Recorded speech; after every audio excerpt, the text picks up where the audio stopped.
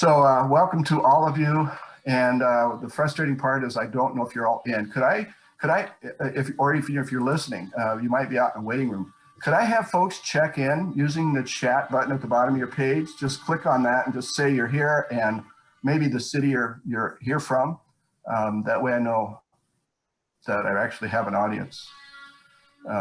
Yep, okay, good. We got St. Paul, Sioux Falls, we got Pennsylvania, Minnesota, Mounds View, Brooklyn, Wisconsin, Illinois, Wisconsin, Milwaukee, Ohio, Bloomington. That's terrific. Okay, good. So we know we're going. So I'm going to be running the background stuff and hosting today with the absence of Tim, and so I'm going to be bungling a little bit. So forgive me if I'm, we're going to be using some different, sharing some different things on the screen. So I'll have to bumble a little bit of that. Please be patient with me. Welcome to the Center of Addiction and Faith and our monthly webinar. And this is relatively new. We just started last July, I think, or June it was. Today our topic is addiction and race with a focus on Native American experience. And we'll be exploring some of the particular challenges of the Native American community and their struggle with the issue of addiction in our world today.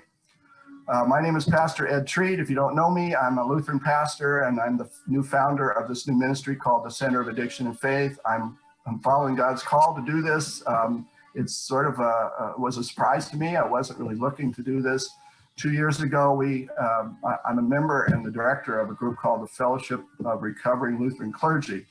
And that's clergy recovering from addiction, not recovering from being clergy, which really would be a good group to form too, because that's a whole nother issue. But I've been with that group for 25 years. And we decided a couple of years ago the church doesn't know enough about addiction and doesn't do enough about addiction. And we thought we should be the voice for that, and we should help raise awareness and teach the church some of the things it could be doing better. So we put together a conference and held it in Bloomington. We thought we'd get a couple, 20, 30, 40 pastors to show up. And we had to cut off registration at 200, and we had people from 22 states and 12 different denominations. And so we were kind of blown away, and we thought, wow, there's a big hunger for this, and it's time for this ministry. So we did it again in 2019 to see if it was, just to test it, to see if it was really an interest. We ended up with even more registrants from more states. We had people from Canada there. We had more denominations represented, and we weren't even marketing that hard. And so out of that second conference, I sensed a call, and it was affirmed by the Fellowship Recovering Lutheran Clergy and some very close people to me that I needed to develop some kind of a ministry that would continue to provide this kind of material, because addiction is the number one preventable health problem in the country. If you take all the addictions together and what they do to our world, not just fatality, which is incredibly high. I mean, I don't want to minimize the COVID thing, but this has been killing way more people for way longer. I think we've just gotten used to it, but we don't have to be. This is the biggest health problem, and the amazing thing is it's mostly preventable if we did education and awareness. And so we want to have an impact on that. And we really feel like churches are well positioned throughout the country. There's a church in every street corner in every city, every town in this country. And we thought if churches were to engage this more, wow, what an impact we could have. I mean, and I also know that in almost every church, there's a handful of people in recovery. And typically they don't share that in their church. But when they do share that in their church, it's powerful because other people begin to open up and share their stories.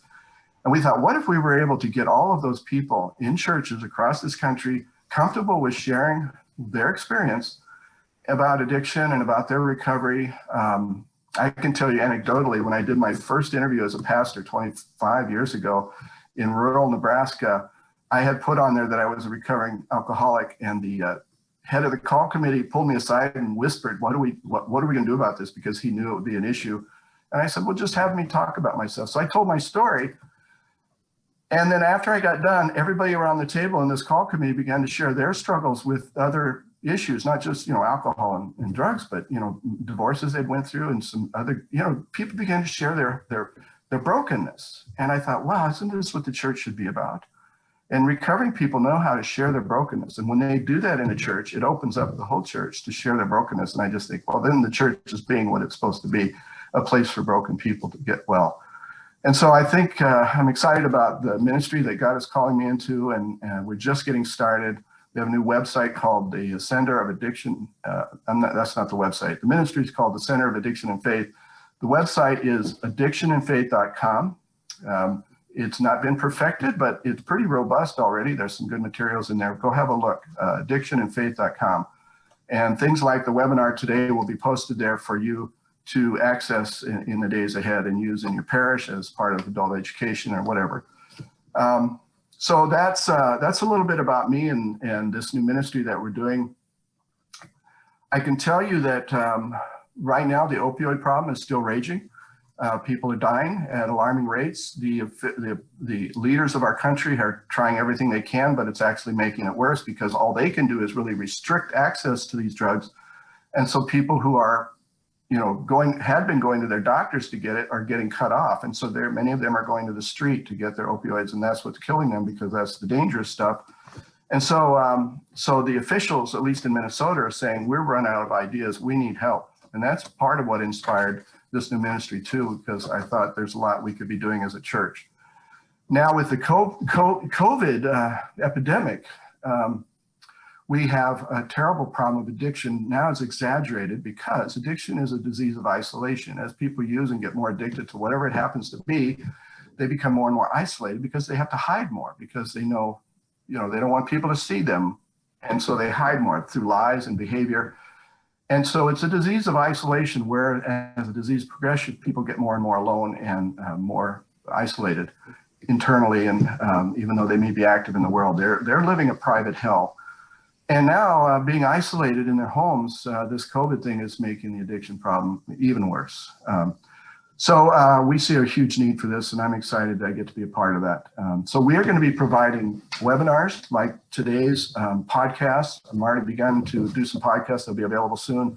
We have our annual conference, which we are going to be doing again. We're actually moved it to next October, so that hopefully we can get together by then. We'll be doing online trainings, which we're already doing, teaching congregations how to do addiction ministry. We'll have downloadable resources. We're going to provide coaching sessions for people that want to do addiction ministry in their parish but have no idea what to do. We'll provide some expertise there. Monthly gatherings on Zoom like this where you can ask questions and say, I want to do this, I want to do that, this isn't working, that sort of thing. We're thinking about online book clubs, Bible studies on addiction. We're thinking about inviting authors of books on addiction to come and do like a book club. And so you can meet with the author and talk about, read what they've written and then actually meet with the author and to talk about their book. And then we're talking about advocacy groups. What can we do out in the community to help mitigate the problems?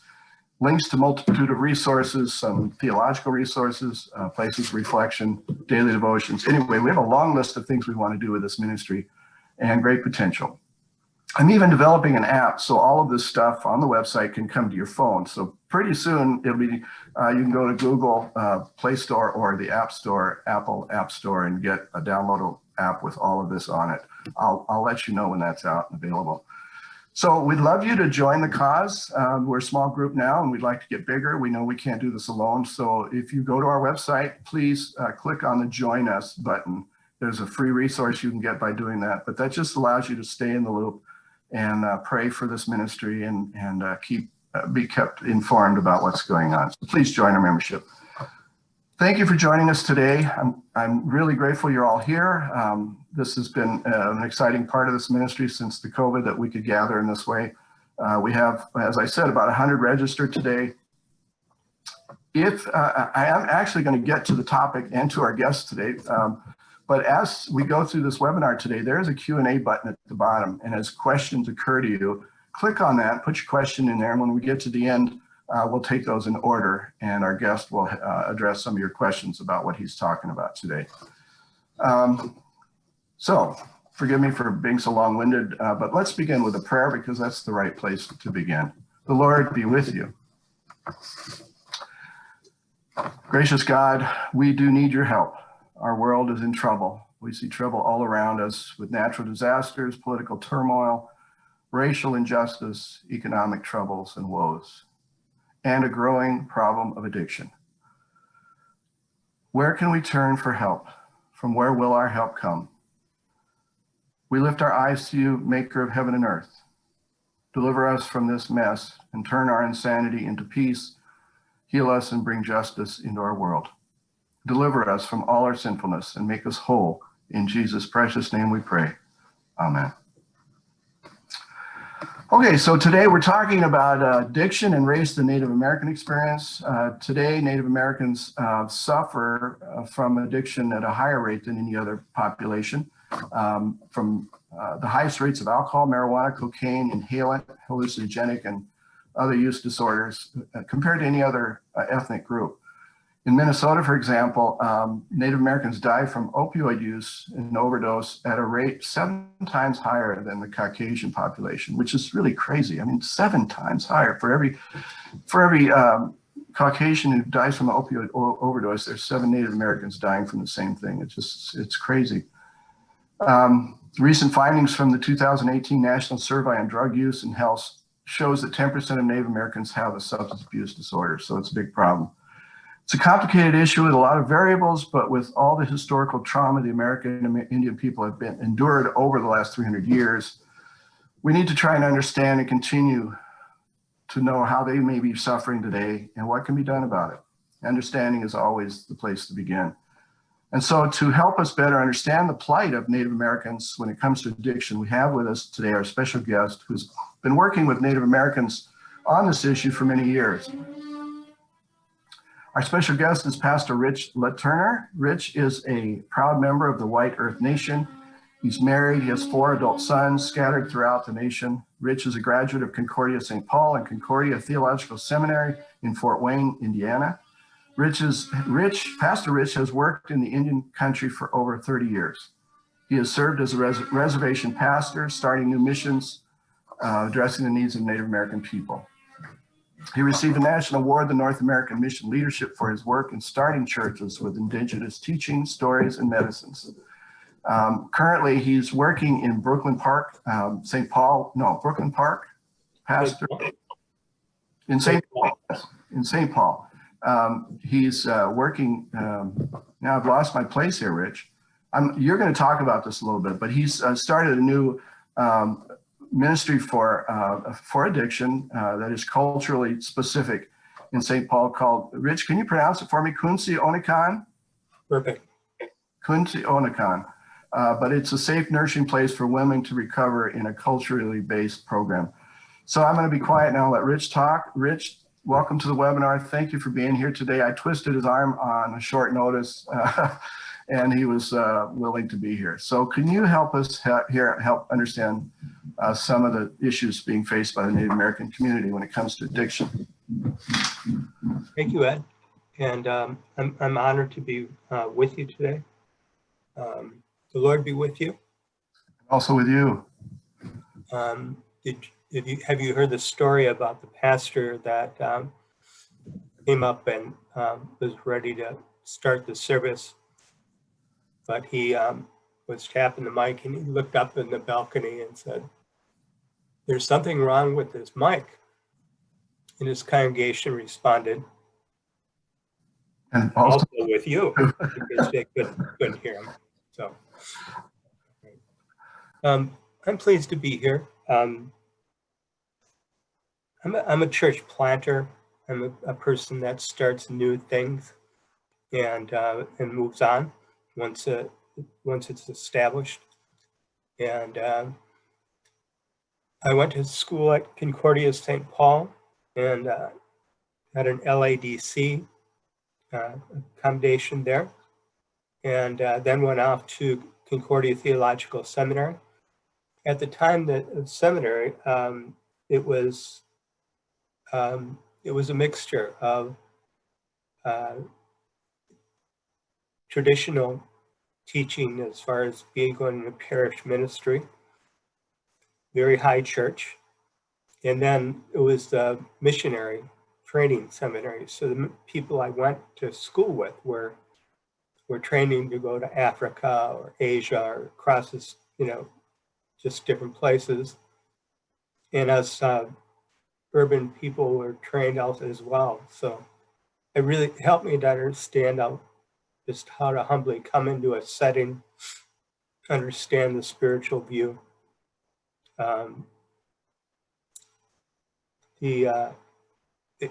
Fort Wayne was a different seminary at that time. My first day at seminary, a prof there, that they warned me there that he's going to give everyone a bad time, and so he says, Rich Latterner, and I said, that's me. He says, oh, you're the Indian guy. I said, yes. He said, you don't look very Indian to me. And I told him my headdress is at the dry cleaners today. So, unusual first start for seminary. My first call was to Leech Lake Reservation in northern Minnesota. I'm from Whiter, so this is a sister tribe, sister reservation, I should say, and to start new ministry. And it was brand new ministry. There was no building, there was nothing happening. And so the first 6 months, I got to know people, just going to every basketball game and being seen, coffee shops, that's typical church starting thing. And I became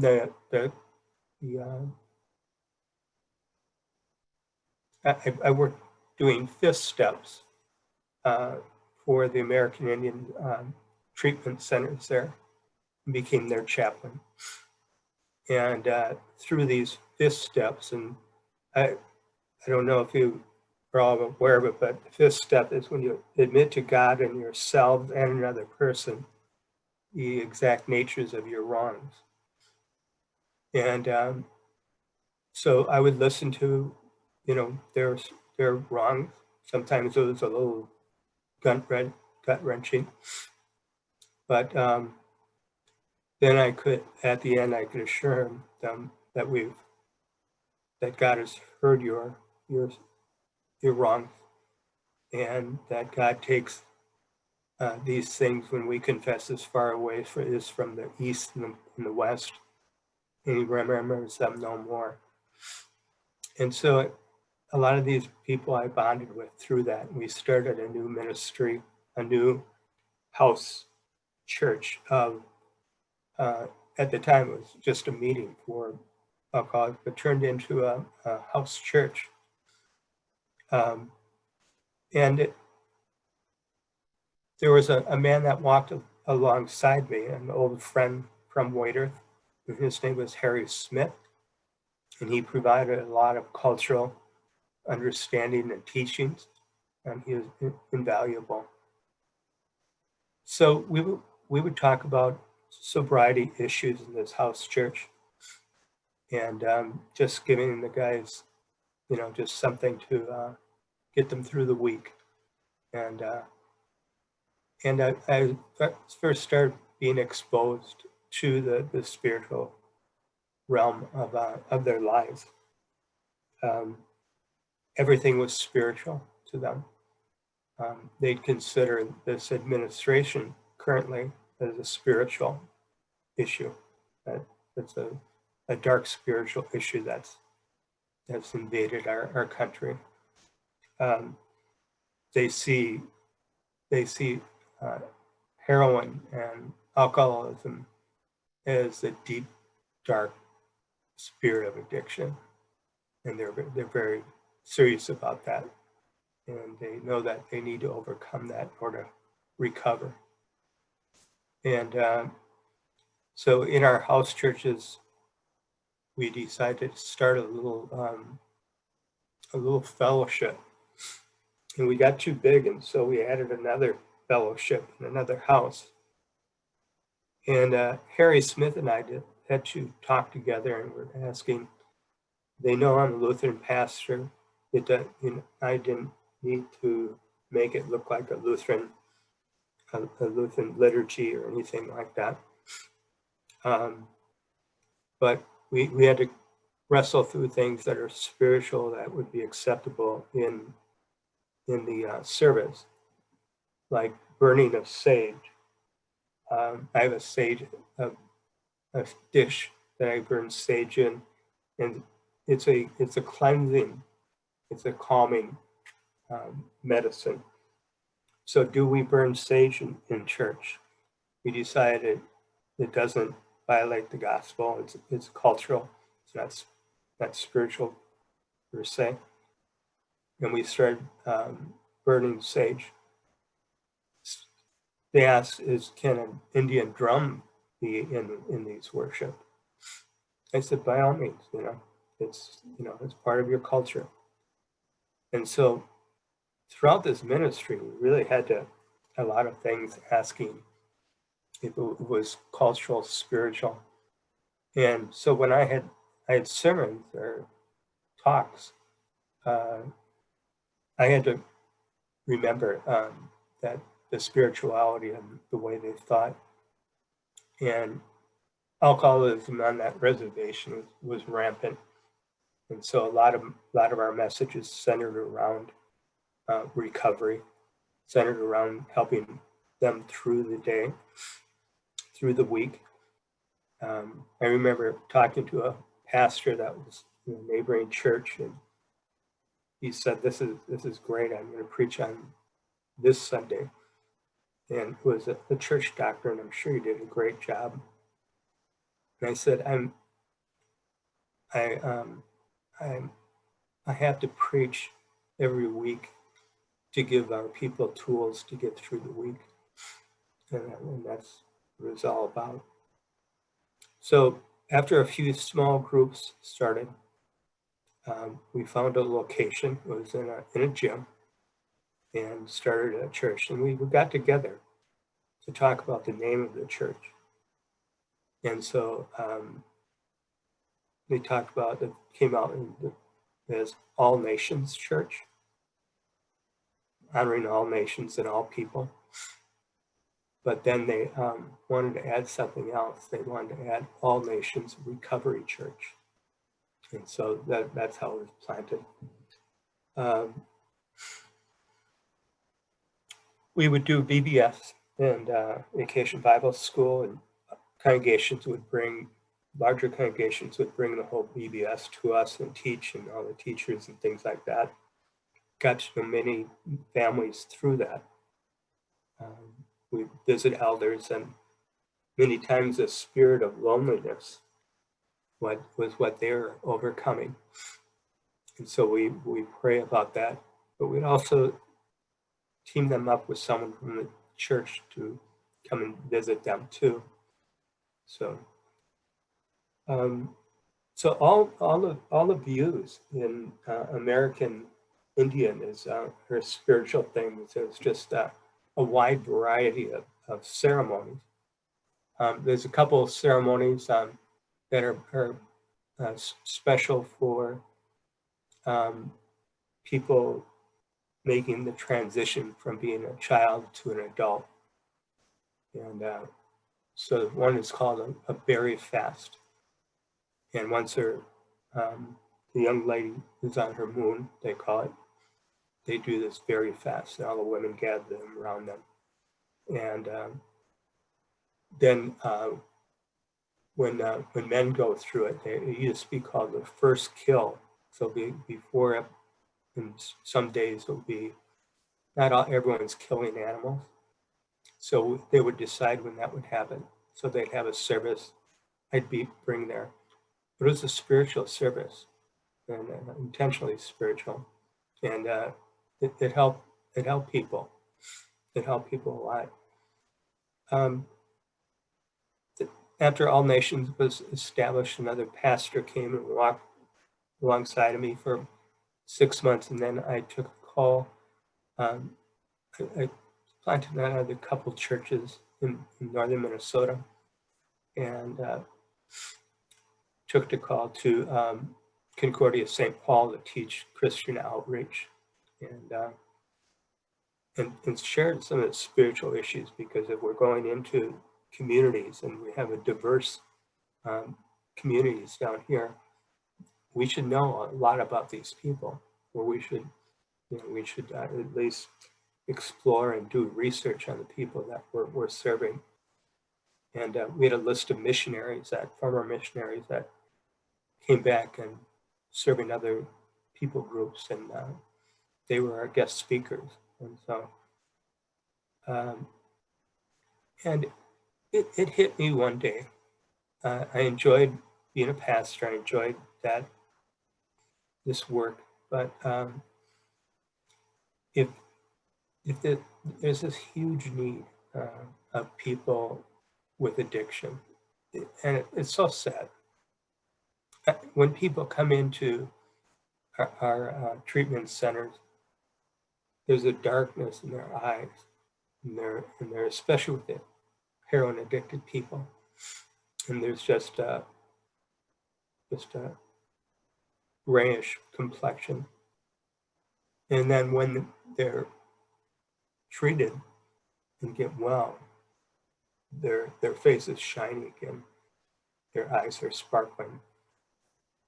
And so I moved to doing chemical health work, and I moved to a place called Little Earth of the United Tribes, which is a inner city Section 8 housing specifically for American Indians. More bullets and shots are taken in Little Earth than any other place in Minnesota, and so it was a dangerous place. And did a lot of work with the people there, and I think what helped the most was working with a couple of leaders first, and working with them about training about basics of Christianity, talking about culture, what's acceptable, and I got to be known there. I've done hundreds of Indian funerals, and many of those are standing beside American Indian medicine man or worker. And we do it side by side, where I have my message and he has his, and we kind of decide who does the, everything around it. And that's fine with American Indian people. I'm not sure, I'm Missouri Synod Lutheran, so I'm not sure it'd be fine with them. And we address spirituality. Pastor Ed, and then let me see. Then I went to White Earth Substance Abuse, and started a new MAT program, a medically assisted treatment program, where we'd help people with Suboxone. And Suboxone is a treatment for people that are addicted to opiate. And we believe that our treatment was medicine and a group and spirituality. That's what we need. We need culture as the center of everything for our American Indian people. And so we were well established there, and it worked a lot. It worked with many, many people. We'd see people coming in with that darkness over their face and go out and get jobs, get their children back from child protection, go to school. And it was amazing work. I was allowed in the group about once a week, being the director, and I would usually bring a message from God's word that they could use. And so it was a powerful place to work. The latest place I'm working at is called Kunsionakan, and it is we looked at there's men's treatment centers, but no women treatment centers for American Indian women, and that they need to be separated. Is American Indian teachings, women teaching, they're so different than men's teachings. And we're going to show us a small clip of what we do at Kunsionakan.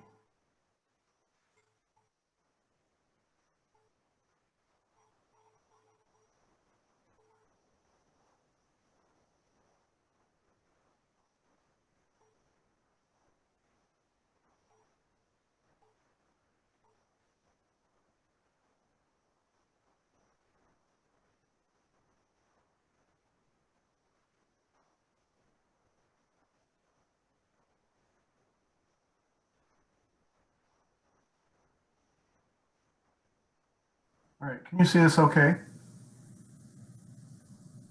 Can anyone hear me? Rich, can you hear me? Yeah, there's a couple of blocks, gray blocks that are covering her. There we go. And let me know if the sound works right away, otherwise I'll have to restart it. Okay, Bonjour and dinaway You hear maga. that? a little louder, please. Digo kinyuandu dem oda. Hello, greetings, my relatives. My name is Cheryl Whitehawk. I am Eagle Clan.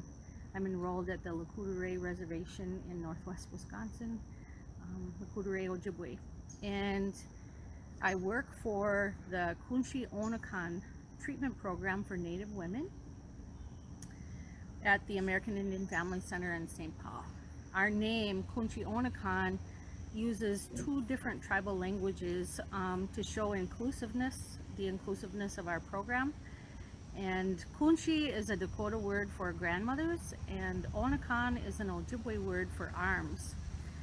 We know that our grandmothers walk with us. They give us strength, they give us courage, and sometimes when we go through the hardest of times, they wrap their arms around us. At the Kunshi Onakan program, we know that when we're dealing with addiction and everything that goes with that, sometimes that means we're going through those hardest of times. And so our program, our staff are ready to bring that comfort, that healing, like wrapping our grandmother's arms around us. And that's where our program got its name. In our treatment program, we work with Native women, and we use the Wellbriety curriculum. It's a culturally based curriculum that's inclusive for all tribes. And we use best practices, really work with people to meet them where they're at.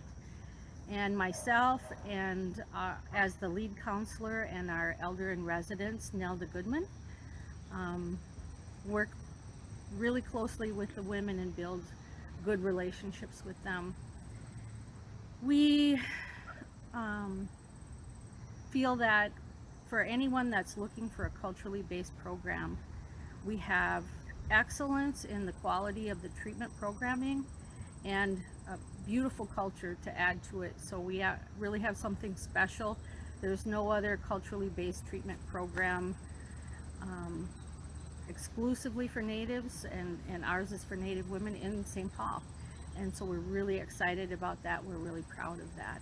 And for those of you that are looking for that kind of a program, we think that you would really do well with us, and we invite you to get a hold of us. Meet you.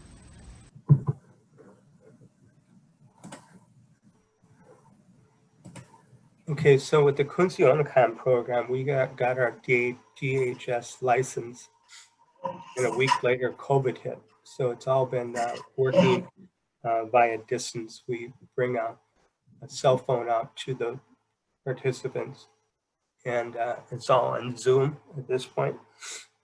The standard schedule for the groups is they start out with songs, native songs, and Cheryl teaches them songs, and they'll be smudging at that time. And smudging is when you put some sage in a bowl and you burn it, it comes off, and people are cleansed by that. And then they do various things. We send out our people medicines all the time, whether it be sage or sweetgrass, tobacco. And these are all spiritual things for them. Everything's spiritual in that way. And those are the medicines that keep them sober. And so all along, from the beginning of my ministry, till now, is the sum of it is that there's treatment that people need to go through treatment, address the addiction issue. And there's culture and there's spirituality where they come to know God. Many times our people come in and in such bad shape, and in their mind, God has turned his back on them, and they think he cast them away years ago because they made many promises to God, and they didn't keep them. And so just getting them in touch with their spirituality, helping to understand forgiveness. And there's so many ceremonies that we use. We have a water ceremony that there's a women's ceremony that they work with water. We have naming ceremonies where we give people their names. So while they're in our treatment program, many of them get their Indian names, and that's really defining for them. And we also have a women's full moon ceremony when moon is full. They have ceremonies, and men aren't allowed there, so I can't tell you what they're doing. And I talk about bury, fast, and first kill. But all of these things are just the spiritual base of what they do. And we're seeing people getting better. We're not a Suboxone clinic at this one. We make arrangement for Suboxone, but when I have talk once or twice a month or once every 2 weeks, and I talk about the Holy Spirit, and American Indians are very receptive. They understand spirits, and they really bond with that, knowing that the Holy Spirit will be with them. And like anything, I teach them Bible verses that they can take with them, so that when they're struggling, they have some Bible verses to say to themselves, and strength. We send them out with sage. They can burn some sage and do a Bible reading. I was with a couple pastor friends of mine, and they asked me, when are you going to come back to ministry, Rich? And I said, I never left, and I have a chance to share the gospel so many times, and baptize babies, and just getting people's homes. And so kind of the unofficial chaplain there. Some people take to the Indian way and use that. They can do a blend of Christianity and that. But there's many times there's the counseling. I include Christianity. So, Rich, if I can jump in here, I want to make sure we have some time for questions. Okay.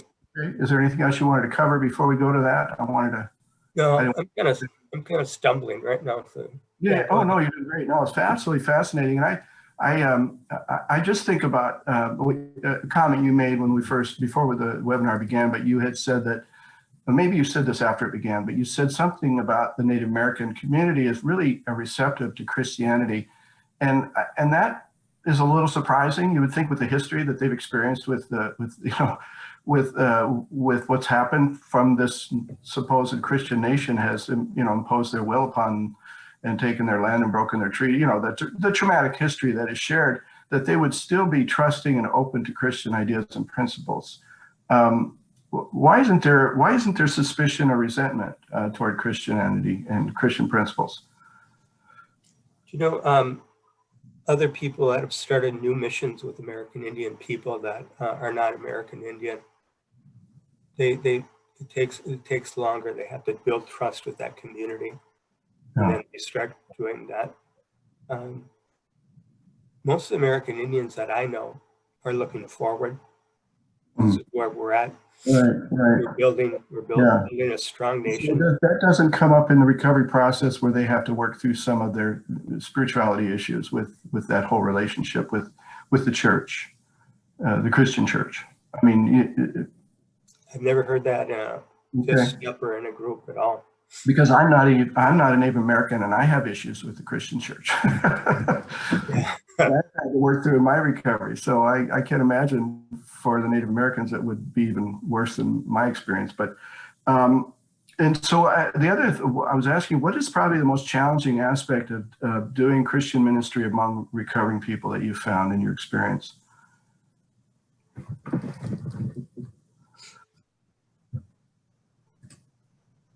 I guess when the people relapse, they distance themselves from the center. They distance themselves from their counselor, and they distance themselves from me. So they just go into hiding and don't answer their phone, don't answer, the door. And so I think that's the most frustrating. The helplessness of it. They don't want to be helped. There's nothing you can do. Yeah, when they need this help the most is when they're not open to the help. How is the state of the institutional church? How has been your experience in their support of the work that you've done, or maybe what I should ask is, how do you feel that the institutional church is doing on this particular issue? Well, I was ordained Lutheran Church Missouri Synod, and they're very liturgical and very strict. And the district president gave me permission to do things that are different. He saw me as a missionary that's starting a new church, and that it doesn't have to look like other churches. But he did say, we'd like you to use some hymnals once in a while.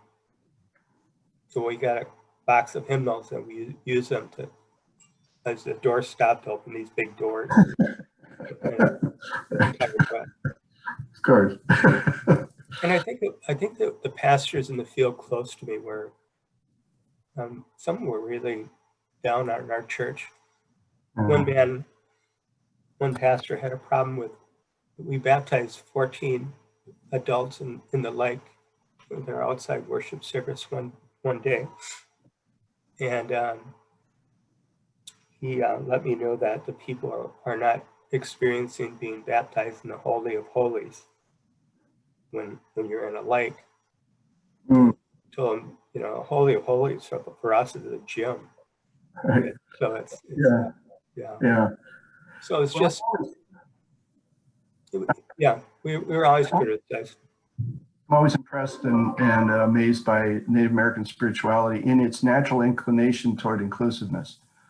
It really is something that we could all learn from. Because we talk about it, but I think from what I experience and hear from the Native American communities is that's just so part of who they are. They just see everything as spiritual and everything from God, and they don't separate that out so much the way we do. And I find that inspirational. A couple of questions online, some questions, some comments. The first one that came up is, what specific types of Indian culture do you bring into your recovery programs? I think you did cover some of that. Any others that come to mind?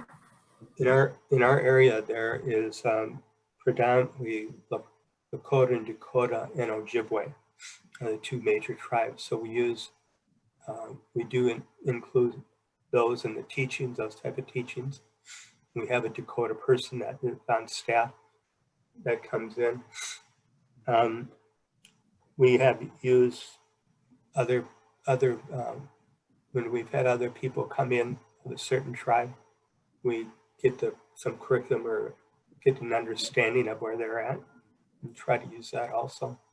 Yeah. Well, so we have Joanne Conroy, who's written a couple comments here. This is more of a comment than anything. And Joanne, I know you. I know Joanne. She's a ELCA pastor, and she actually worked with my parish as we developed a spirituality group based on drumming. And so what we did is blended the spirituality of a 12-step meeting and incorporated spiritual drumming with it. And Joanne was helping us think that through. But she's online here. And Joanne, I should have had you as a co-host. I wish I had a thought to do that. But would have been great to have you on here. But she says she's an Ogallala Sioux and an ELCA pastor. She established the Woyatan Lutheran Church. She said her ministry incorporated Native Indian traditions, language and song, and the drum, sage, sweetgrass, etc. Worked with Native people with addictions and those coming out of prison. She says, I believe that it is important to lift up our Native Indian traditions as we are in ministry with people and they walk the red road of recovery. Now, that's a term I'm not familiar with. The red road of recovery, does that name mean anything to you? Yeah, it's as an expression, a term that people are in recovery and they say, I'm on the red road. There's also books about, there's some really special books about red road and that people use in recovery. Yeah. And she says our language, stories, and traditions are gifts that God gave us to share with all the people of the church. She thanks you for your ministry and your story.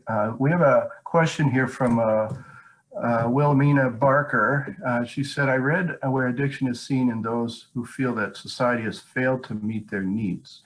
Is the loss of knowledge of culture a major factor in the high rate of active addiction in the Native American community? Is that part of the grief and loss of culture and meaning? We all imagine that to be true. It is, and we have a lot of treatment centers and just places that reach out to American Indian people, and they may not be ready for any type of treatment. And one of the tough things for us is that we have people in our treatment centers, and then we get a call that they passed away on an overdose, and we've had 5 of them in the last 2 weeks. So not from our treatment center, but a past treatment center. Yeah. But I agree that one of the issues is we're not reaching out to people, and we're not making things like this available. We need to duplicate these type of ministry. Well, somebody who works with us on a day-to-day basis, what's your sense for how things are now? Are they improving? Are they stable? Are they the same? Or are they getting worse? In what area, Ed? In the Native American community with addiction? I don't think we've been in. We're just on the top of the ice cream cone now. It's so rampant. Yeah. And people can buy heroin on the street and for $10, and they can they can OD on $10 worth of heroin. And it's kind of, they usually never drink when they on heroin or do any other drug. Yeah, they don't need to. So and heroin is different than the others. The other drugs, you can go party when you have with alcohol and right. Marijuana, but heroin is just this. It just takes you away. You want to go be by yourself. It's an escape drug. Yeah, it's a great escape. Yeah. A question for also with Wilhelmina followed up with the question that do you work with narcotics and or Alcoholics Anonymous? I'm going to assume both, but I'll let you answer that. Yeah, every kind of 12-step group, I would assume. and addiction type. Mhm. Yeah. I have another question from Michelle Knight. I happen to know her too. She's a seminarian, a vicar down. Where are you, Michelle? You're over in Indiana, right? Or is it Illinois? Gosh, my brain. Anyway, she has a message. She says, she asks, what is your message to Lutheran seminaries about teaching and equipping pastors for the cultural understanding and needs of the Native American community suffering with addiction and isolation? And I think she's saying, could seminaries be doing more, and if so, what? I was very fortunate to be at Fort Wayne when it had the mission type focus, and they taught us what it was like. They even sent us on mission trips. I went to Kenya for 10 days, being part of this program, and they taught us just how to understand culture, see things through the lens of another culture, learn how to go in humbly. One of the biggest things in most tribes is that the pastor comes in, but where does he fit in this circle? There's people that are at the doctor over here, or the hardware store man over there, but where does that pastor fit? And so finding a niche, mine was fifth steps, and starting small groups and visiting people. But yes, seminaries need to step up because the U.S. is a mission field as well. And Right. Yeah. So you like me and my passion for this new ministry, see that the church is not really doing enough and could be doing so much more. Yeah. A question from David Rogie. So he asks, do you use nature as a common ground place for bringing Native spirituality into connecting place for all recovery? He says, I worked in the recovery field and often use the phrase, we are all in recovery from something. Eco-psychology is the practice of nature as a therapy and worked as a great connector into healing and hope through our natural connections with life through nature. You grasp what he's getting at there is, I think, an appreciation for the Native American spirituality and its appreciation for nature.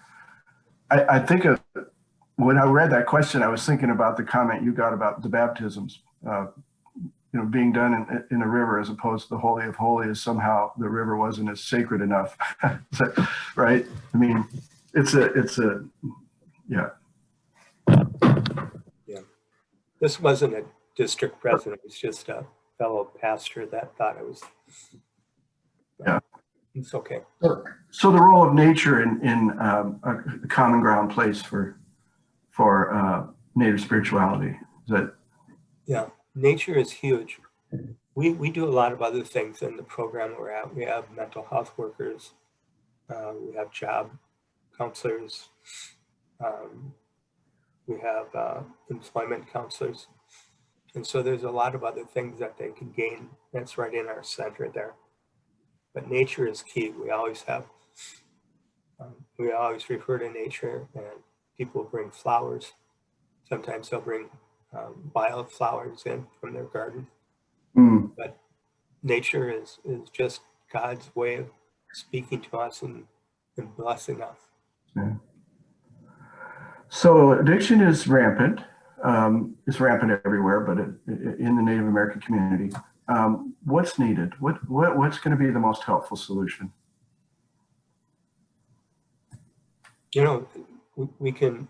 We've seen programs, all kinds of different programs sent to us. And we don't need programs, we need people. We need missionary type people. Doesn't have to be an ordained person. It's just someone that can spread the word and get out there and be a part of the Indian community and point them in the right direction, whatever need they may have, and just walk alongside of them and be with them. So I think we need more missionaries. So how would if somebody heard that and felt the call to it, where would they go? What would they do? Who would they call? What steps would they need to take? Are you the one to talk to? I mean, could you give, how would you advise that? Well, I know a couple of young men that are college graduates, and they're feeling a little empty in their jobs, feeling like they have other gifts. One of them is a drum maker and does beautiful work, and he teaches people how to make a drum, so that when it's a hand drum, and he teaches them about all the culture around that. It's amazing that the crafts that the Indian people do.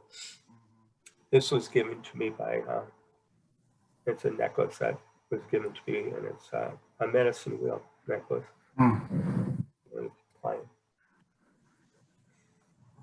Okay, They're doing Indian mask. where do I get one of those? I love it. And there's another pattern. Oh, I love that. Oh, it's fantastic. So, Pastor Rich, I want to thank you for your time here today. I'm so grateful for people like you who take the calling and go into those hard places. And you've done that throughout your career. And I was just so grateful before the webinar started, we were talking about the state of affairs today. And I saw you get quite emotional. And I was just very touched by that and your sensitivity. I don't know. I just was really grateful for it. There's several times that I have heard you share that I was quite moved. So thank you for your passion and your heart and your continued work. We're grateful. And so I hope that maybe you and I could continue the conversation with how you and I can do some things together in the days ahead. I'm going to just do some announcements here if I can get that page to come up, and then we'll be done. I have about 2 more minutes to be with you, and then we'll close right at noon. I'm hoping can you see this okay? Is this on your screen big? Rich, can you see that? I can see it. Okay, so our next webinar is next month, Thursday, third Thursday of every month at 11 a.m. Central Time, November 19th. And next month we'll be exploring and talking about the Latino Hispanic experience. And then would like you to know that we had our next conference planned for February, and then we were going to move it till after Easter, and then we decided we still need more time with the coronavirus circumstances. We think maybe by next October we could begin to get together safely. Let's pray for some vaccinations and some things to help us to be able to get back to being together, because it's so important that we be together. So we're going to shoot for October 7th, 8th, and 9th, and we're going to make that a hybrid event, so you can either come and be present, which I really recommend. It's a powerful experience, but we'll also make some of it available through webinar, and so we'll be developing ways for that to happen as well. Please have a look at our new website, www.addictionoffaith.com, and if you haven't joined us yet, become a supporter. Yes, so we could use your money. We have a lot we want to do, and we're dying to do, but always limited by funding. So if you can make a donation, if you're in a place where you can do that and feel so compelled, please make a gift. Know how grateful we'd be. But join the ministry. Just put your name in, and you'll get a free resource, and you will be on our email list, and you'll be updated by some of the things we're doing. And we have a lot of stuff coming out. Thank you all for being here today. This concludes the webinar. God bless you all. Go in peace. Serve the Lord.